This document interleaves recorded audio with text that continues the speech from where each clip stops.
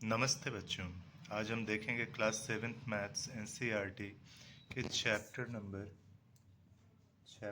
11 के exercise number 1 का तीसरा सवाल, जो कि है express each of the following numbers using exponential notation. देखिए बच्चों, इस सवाल को सॉल्व करने के लिए हमें करना क्या पड़ेगा कि जो भी नंबर्स हमें दिए हैं जिनको हमें एक्सपोनेंशियल फॉर्म में लिखना है उनका हमें प्राइम फैक्टराइजेशन करना पड़ेगा, है ना। तो प्राइम फैक्टराइजेशन करने पे ही इनके फैक्टर्स हमें मिलेंगे और उसके बाद इन्हें हम एक्सपोनेंशियल फॉर्म में कन्वर्ट करेंगे। तो जो पहला सवाल है 512, ठीक। अगर इसका हम प्राइम फैक्टराइजेशन करें, है ना, साइड में, तो क्या होगा? 512 डिवाइड किया आपने, है ना, 2 से। यहाँ प्राइम फैक्टर से ही आप डिवाइड करेंगे तो 2 क्या है, एक प्राइम नंबर। डिवाइड किया, आया 256। अगेन डिवाइड किया, 128 आया।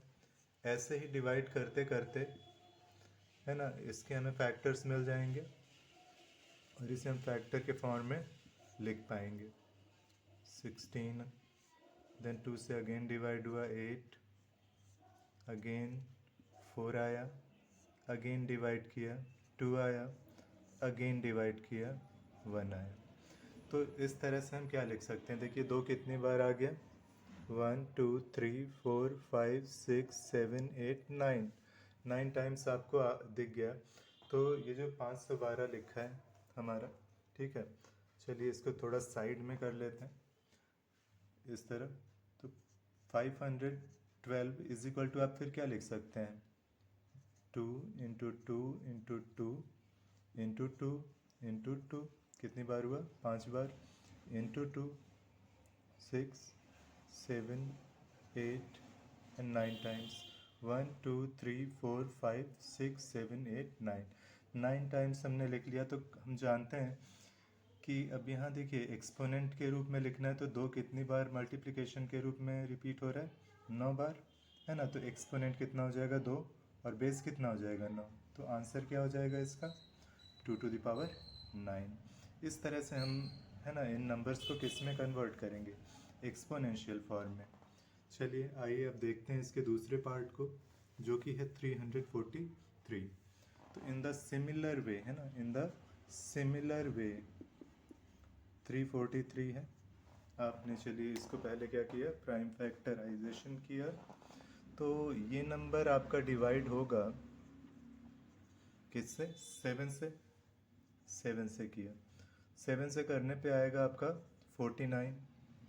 अगेन 49 आए तो 49 भी अगेन 7 से डिवाइड होगा, और ये 7 1 ज़ा 7। इस तरीके से हम देख रहे हैं कि 343 के को अगर हम लिखेंगे तो 7 इंटू 7 इंटू 7, दैट मीन्स ये क्या लिखा जाएगा? एक्सपोनेंट के फॉर्म में क्या लिखा जाएगा? 7 3 बार रिपीट हुआ तो बेस 7 हुआ, और एक्सपोनेंट कितना हुआ? 3, ठीक। इसका अगला पार्ट क्या है? 729। 729, चलिए तीसरे का तीसरा पार्ट है 729 को हम क्या करेंगे? प्राइम फैक्टराइजेशन करेंगे। और बच्चों, अगर इसको हम प्राइम फैक्टराइज करें तो हमारे पास संख्या जो होगी, हम क्या ले सकते हैं? 3, है ना, क्योंकि ये 3 से डिविजिबल होगा। 3, और डिवाइड किया, 3 2 ज़ा 6, 3 4 ज़ा 12 एंड 3 3 ज़ा 9। अगेन ये भी 3 से डिवाइड हुआ तो आएगा 81। ये फिर 3 से डिवाइड हुआ, आया 27, और 27 को 3 से अगेन डिवाइड किया, आया 9।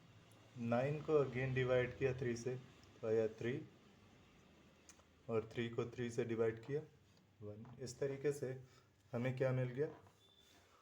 हमें इसके फैक्टर्स, हम अब इसको इसके फैक्टर के फॉर्म में ब्रेक कर लेंगे, है ना। और 3 के है ना, 3 इंटू 3 कितनी बार आया है? 6 बार, है ना। 1 2 3 4 5 6, तो हम 3 को 6 बार लिख लें। तो सेम बेस है, 6 बार रिपीट हो रहा है, इसका मतलब एक्सपोनेंट बेस तो 3 हो गया, है ना, और रिपीटिशन इसका 6 बार है तो एक्सपोनेंट 6 हो गया। तो इस तरह से हमने इसको कन्वर्ट कर लिया एक्सपोनेंट फॉर्म में, है ना।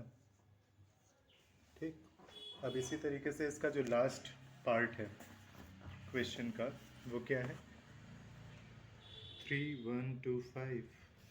ठीक है, अब 3125 अगर लेते हैं, ठीक है, तो ये नंबर आपको दिख रहा है कि इस संख्या के अंत में क्या लिखा है, 5 है, तो ये 5 से डिवाइड हो जाएगा। ठीक, अगर ये 5 से डिवाइड हो जाएगा तो चलिए करते हैं फिर। 3125, ओके, 5 से डिवाइड किया तो कितना आएगा, 5 6 30, 1 2, 5 2 10, फिर रिमाइंडर 2 आया और 5 लिखा, 5 5 25, अगेन 5 से डिवाइड होगा तो 125 आया। 5 से फिर डिवाइड हुआ तो कितना आएगा, 25, और फिर अगर इसे 5 से डिवाइड किया आया 5, एंड अगेन एक 5 से डिवाइड करना पड़ेगा तो आया कितना, 1।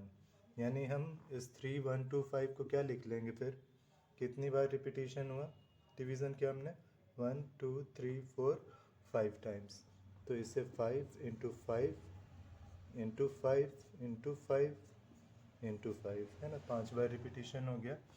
तो बेस कितना है, 5 है, और नंबर कितनी बार रिपीट हो रहा है, 5 बार, तो एक्सपोनेंट भी इसका कितना हो गया, 5। इस तरीके से ये इसका आंसर हुआ, है ना। तो इसके सवाल जो भी है ना बच्चों, जो क्वेश्चन नंबर 3 के है वो ऐसे ही आपके होने हैं। इनको पहले प्राइम फैक्टराइज करेंगे और उसके बाद फिर इनको, है ना, इनको फैक्टर्स के फॉर्म में लिख करके इन्हें एक्सपोनेंट के रूप में हम क्या कर देंगे, कन्वर्ट कर देंगे। इतना काम हमें हर एक सवाल में इस तरह के करना पड़ेगा। जब जब भी आपसे ये पूछा जाएगा कि convert these into exponent form, तो इस वीडियो में केवल इतना ही। अगले सवाल को हम अगले वीडियो में कवर करेंगे। Thank you.